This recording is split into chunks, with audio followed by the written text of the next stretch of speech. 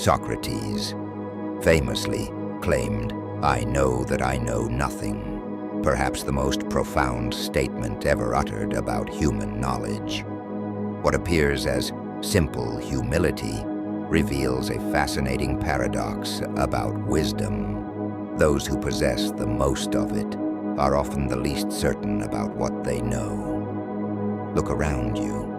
Really look at any heated debate, online, on television, at those tense family gatherings, and you'll notice something deeply peculiar. The people who speak with unwavering conviction, who never pause to consider alternative viewpoints, are frequently the ones with the most shallow understanding. Meanwhile, the true experts hesitate, qualify their statements, acknowledge the limitations in their knowledge. This isn't coincidental. This isn't merely anecdotal. This is a psychological reality called the wisdom paradox. The more you genuinely understand a subject, the more painfully aware you become of its complexities, its nuances, its vast unknowns. Conversely, when you know just enough to form opinions but not enough to grasp the full complexity, you experience a dangerous, intoxicating sense of mastery. Psychologists call this cognitive bias the peak of Mount Stupid. When someone learns the basics of a topic, they quickly reach a summit of confidence, far exceeding their actual competence. From this vantage point, everything seems crystal clear. Everything seems so simple. They haven't yet encountered the vast, treacherous valleys of complexity that would humble their perspective. This phenomenon explains why online forums, social media, and even news panels are dominated by people who express absolute certainty about complex issues, while actual researchers speak tentatively, with careful qualifications and acknowledgments of uncertainty. Consider climate science.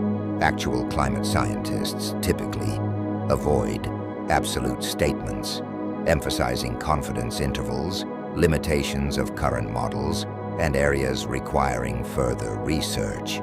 Yet self-proclaimed climate experts who've read a few articles confidently declare the entire field either completely settled or entirely fraudulent.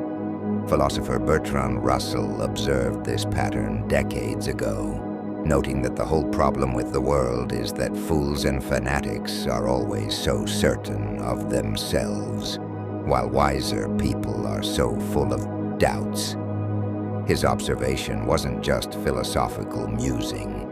It reflects a fundamental aspect of how human cognition develops. When we first learn about something, we construct simplified mental models, mere approximations that help us make sense of unfamiliar territory. The problem arises when we mistake these simplifications for complete understanding. True expertise isn't just knowing facts. It's recognizing the boundaries, the limitations, the edges of what we know. This explains why someone who's taken a single economics course might confidently predict market movements, while veteran economists calmly hedge their forecasts. The novice has a clean, simplified model, unburdened by awareness of countless variables, historical exceptions, and theoretical debates that would otherwise paralyze their certainty. But the problem goes far beyond individual psychology. Our entire social structure celebrates and rewards unfounded certainty while penalizing thoughtful doubt. Media platforms favor guests who make bold, unequivocal statements over those who offer nuanced, qualified perspectives. Political systems reward candidates who promise simple solutions rather than those who acknowledge complexity. Even in everyday conversation, expressing uncertainty is often perceived as weakness. Consider how we describe people who change their position based on new evidence. We call them flip-floppers, or accuse them of being wishy-washy instead of recognizing their intellectual honesty. This creates a perverse incentive. It's better to stubbornly maintain an incorrect position than to acknowledge error and evolve your thinking. Our educational institutions compound this problem. Rather than teaching students to embrace uncertainty as the beginning of wisdom, schools often reward confident answers over thoughtful questions. Students learn to project certainty even when they don't fully understand, because tentative responses, even when more accurate, receive lower grades. The digital age has amplified this dysfunction. Social media algorithms favor content that generates strong emotional reactions. Statements of absolute certainty trigger more engagement than careful, qualified analysis. The result: an information ecosystem where the loudest, most confident voices dominate, regardless of their accuracy. Historically, this pattern has had devastating consequences.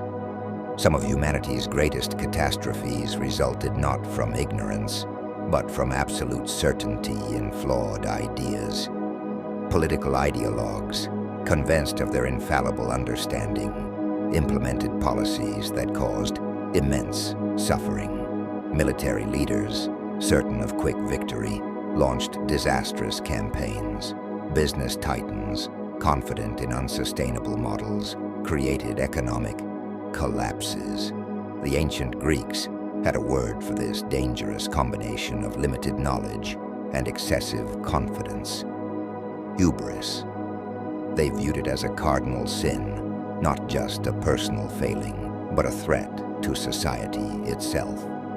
Stories throughout their mythology warned against presuming certainty in an uncertain world. But if certainty is celebrated while doubt is punished, how do we escape this trap?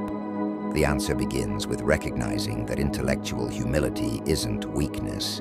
It's the foundation of true wisdom. The phrase, "I'm not sure," or "I need to learn more about that," should be viewed as signs of intellectual strength, not inadequacy.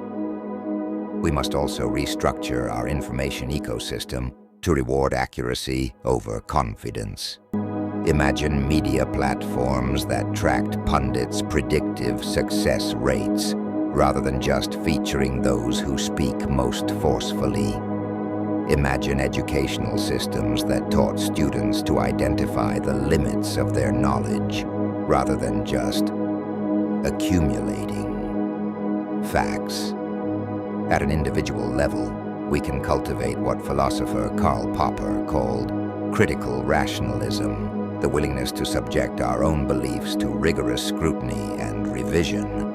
This means seeking out perspectives that challenge rather than confirm our existing views, actively looking for evidence that might prove us wrong. The most profound thinkers throughout history, from Socrates to Einstein, were characterized not by unshakable certainty, but by their comfort with uncertainty and their endless curiosity. Einstein famously said, "The more I learn, the more I realize how much I don't know." This wasn't false modesty, but recognition of a profound truth. Genuine knowledge brings awareness of its own limitations. Perhaps most importantly, we need to detach our identities from our beliefs. When being wrong threatens our sense of self, we become defensive rather than open to new information. The most intellectually honest people view their beliefs as provisional hypotheses rather than extensions of their identity. Socrates was condemned to death for questioning those who claimed to know what they did not know. His method, asking simple questions that revealed the limits of supposed expertise, threatened an Athenian society that valued certainty over truth. 2,000 years later, we still struggle with the same tension. True wisdom isn't achieving perfect certainty.